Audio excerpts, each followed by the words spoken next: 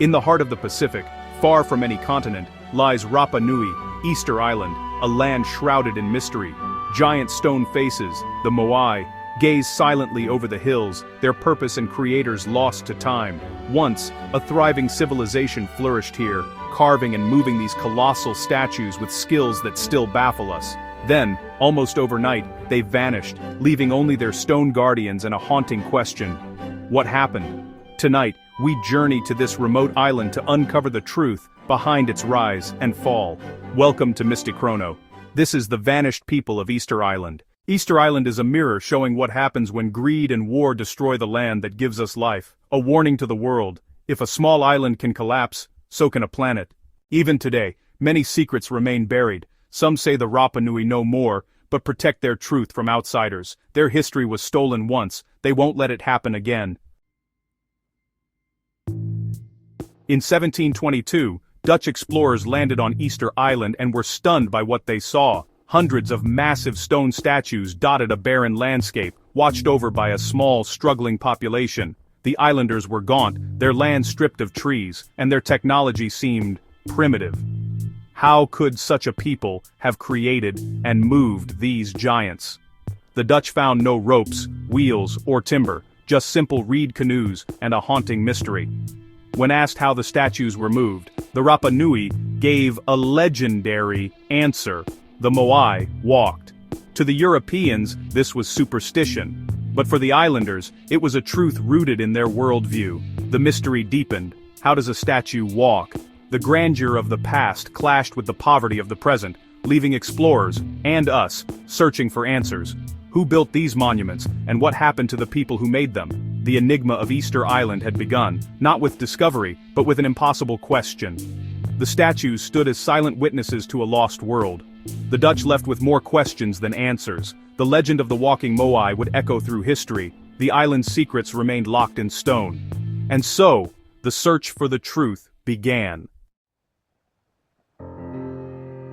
The Moai were more than statues. They were the living faces of deified ancestors. Each represented a powerful chief, carved from volcanic tuff and transported miles to stand watch over the island. The Rapa Nui believed in mana, a spiritual force that could animate the Moai, making them walk to their platforms. Modern experiments show that teams with ropes could rock the statues forward, turning legend into engineering.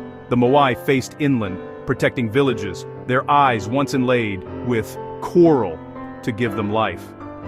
Nearly 1,000 were carved, each a symbol of clan prestige and spiritual power. The drive to build ever larger Moai fueled competition and perhaps conflict. The statues were both guardians and status symbols, central to Rapa Nui society. But what were they protecting against? Rival clans, nature, or something deeper?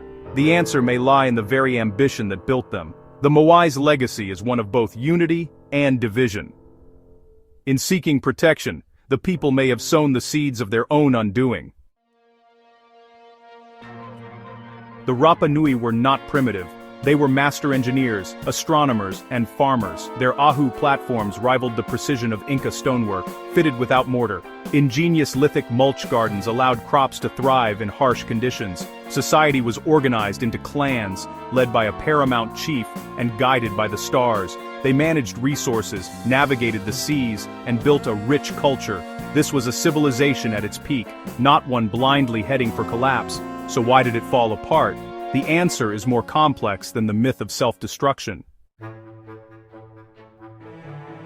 For years, the collapse of Rapa Nui was blamed on ecocide, the islanders cutting down their forests to move Moai, dooming themselves. The story goes, as trees vanished, so did canoes, soil, and food, leading to starvation, war, and even cannibalism. This narrative became a warning for our own world: consume recklessly, and you'll share their fate. But recent evidence challenges this tale. Pollen studies show the forests declined before peak statue building. The Rapa Nui were skilled resource managers, not reckless destroyers. Perhaps the real story isn't one of slow suicide, but of something more sudden and sinister. The ecocide myth oversimplifies a complex reality. It blames the victims, ignoring other forces at play. Was the collapse really self-inflicted, or was it imposed from outside? The truth may be far darker than the old cautionary tale. The real tragedy may have been written by outsiders, not the islanders themselves. The story of Easter Island is not so easily explained. The search for answers continues. In the 1860s, Europeans discovered Rongo-Rongo, wooden tablets inscribed with a unique, undeciphered script. This writing system, invented in isolation, could have revealed the island's lost history, but by then, the knowledge to read it was gone, its last keepers lost to disease and upheaval.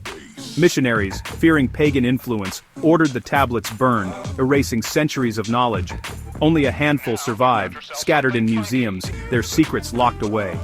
For over a century, linguists have tried to crack the code, but Rongo-Rongo remains silent. Was its destruction simple zealotry, or an attempt to erase inconvenient truths? The loss of Rongo-Rongo is a tragedy, a silenced voice of a vanished people. The tablets are a haunting reminder of what was lost. The island's true story may be hidden in symbols we can no longer read. The real catastrophe struck in the 1860s, not from within, but from without. Peruvian and Spanish slave ships raided Rapa Nui, capturing half the population, including chiefs and elders. The survivors brought back deadly diseases, smallpox and tuberculosis, that decimated those left behind. The island's social structure collapsed almost overnight. By 1877, only 111 Rapa Nui remained from a population that once numbered in the thousands. The keepers of knowledge, the Rongo-Rongo scribes, were gone. The civilization that built the Moai was shattered by violence and disease, not by its own hand. The myth of self-destruction masked a story of exploitation and genocide. The people didn't vanish, they were taken.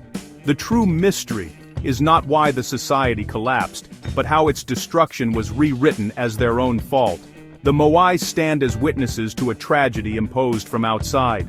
The silence of the statues is the silence of a people erased. The story of Rapa Nui is one of survival against overwhelming odds. The descendants of the survivors still fight to reclaim their history. The truth is finally emerging from the shadows. The Moai remain, monuments to a lost civilization and a warning to us all. Their empty eyes accuse, reminding us of the cost of greed and violence. Rapa Nui's story is not just one of loss, but of resilience and survival. The descendants of the survivors still live, reclaiming their heritage and voice. If you listen, the stones urge us, protect your culture, your environment, your history. You've been watching MystiChrono, where the past still speaks. Subscribe, so history never disappears again.